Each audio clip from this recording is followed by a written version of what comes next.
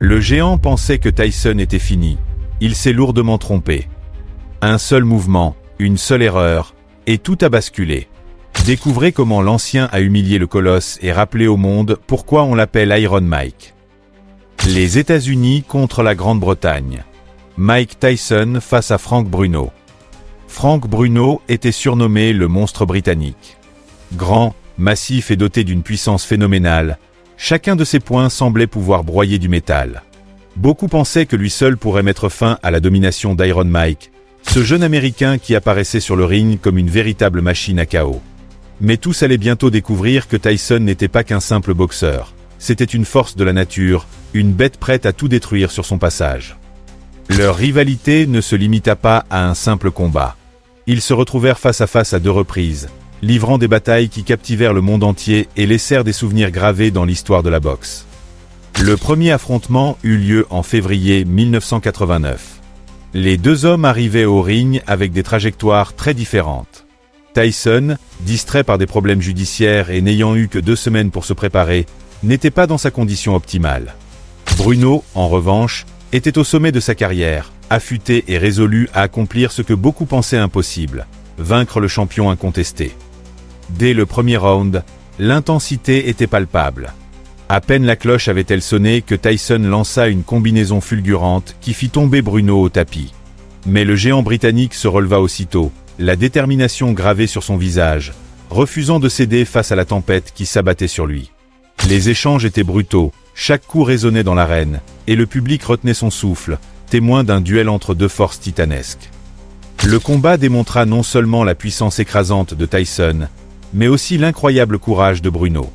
Même face à l'implacable machine à chaos, le monstre britannique ne céda jamais complètement, et chaque round devint une véritable démonstration de résilience et de bravoure. Ce qui frappa le public dès les premières minutes, c'était que Tyson ne déployait plus la même vitesse fulgurante ni la défense presque surnaturelle qui avait fait sa réputation. Ses coups partaient toujours avec une puissance écrasante, mais quelque chose semblait différent, plus humain, moins implacable, presque vulnérable. Et c'est précisément cette légère ouverture que Bruno sut exploiter.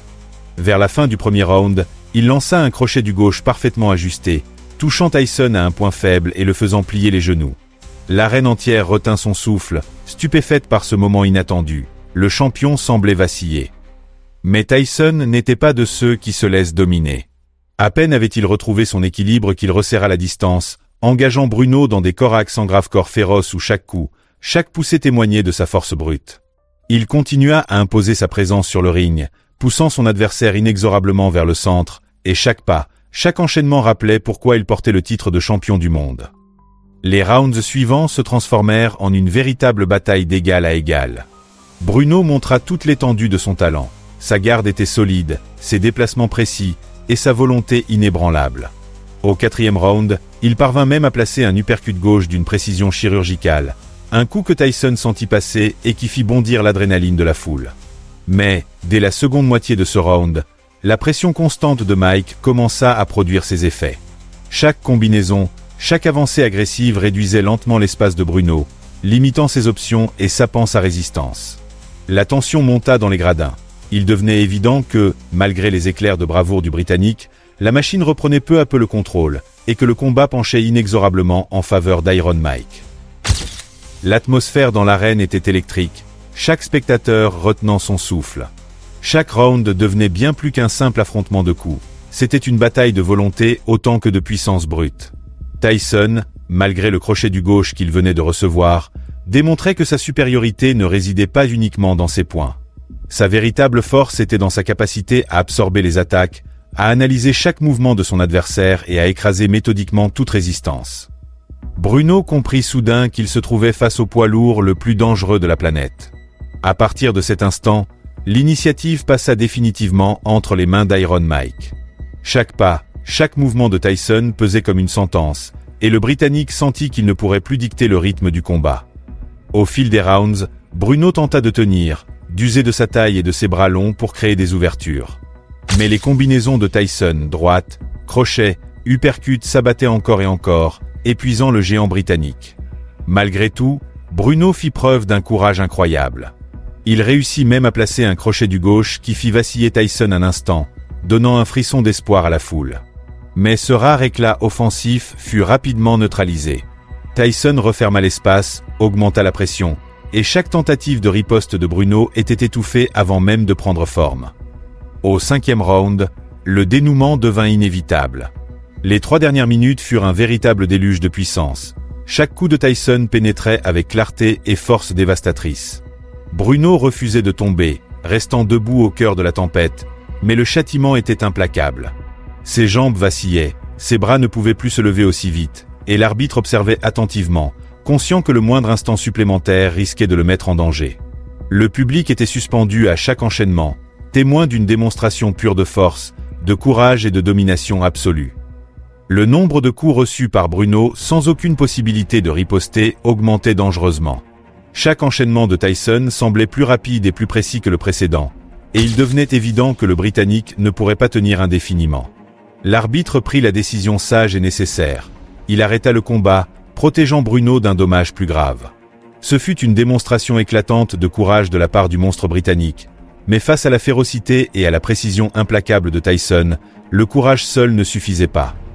Dans les dernières secondes du 4e round, Tyson plaça un uppercut d'une puissance dévastatrice, suivi d'un direct implacable qui mit Bruno en sérieuse difficulté.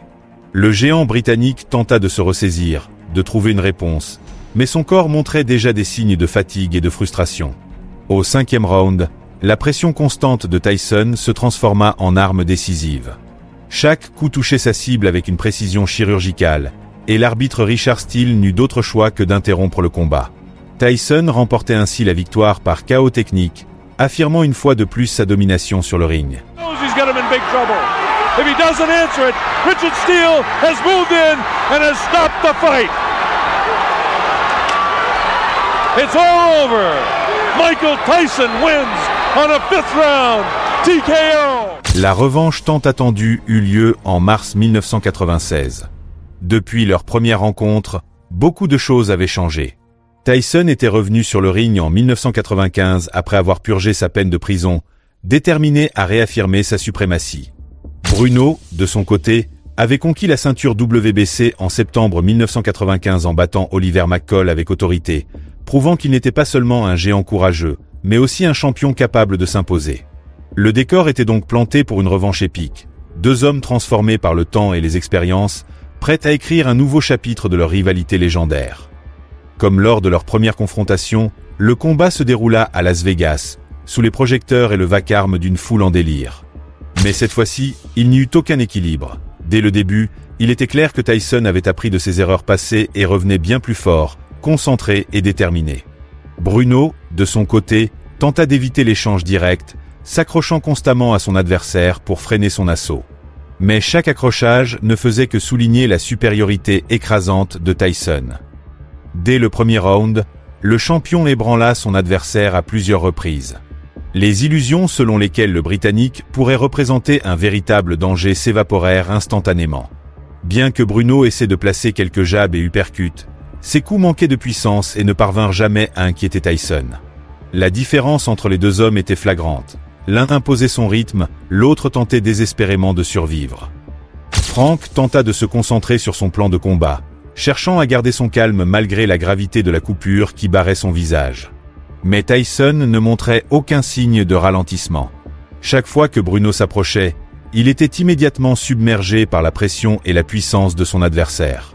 Cette nuit-là, Tyson incarnait l'inarrêtable, force, agressivité et précision à chaque mouvement. Un crochet du gauche frappa directement le visage de Bruno, suivi d'une combinaison rapide et implacable.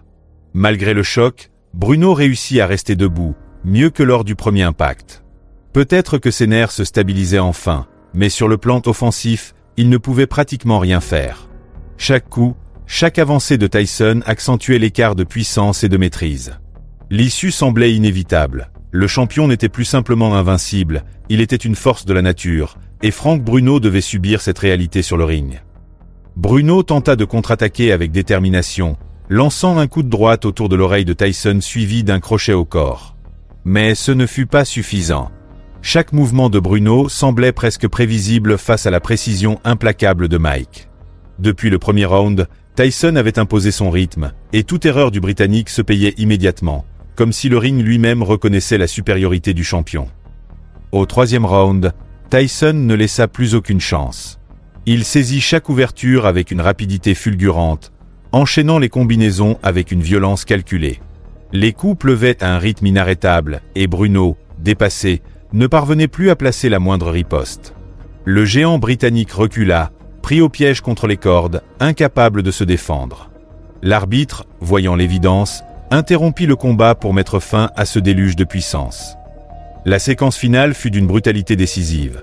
Un uppercut précis suivi d'une série de coups puissants qui firent chanceler Bruno avant de l'envoyer s'effondrer sur le ring. Mike Tyson, victorieux, leva les bras, le regard brûlant de triomphe. Il venait de récupérer son titre et entamait un nouveau chapitre légendaire de sa carrière. À seulement 29 ans, Tyson redevenait champion du monde pour la deuxième fois. De nouveaux défis l'attendaient, parmi lesquels ses confrontations mythiques avec Evander Holyfield. Pour Frank Bruno, cette nuit restera gravée comme la fin d'une époque, celle d'un géant britannique qui avait tout donné, mais qui dut finalement céder face à la bête indomptable qu'était Mike Tyson.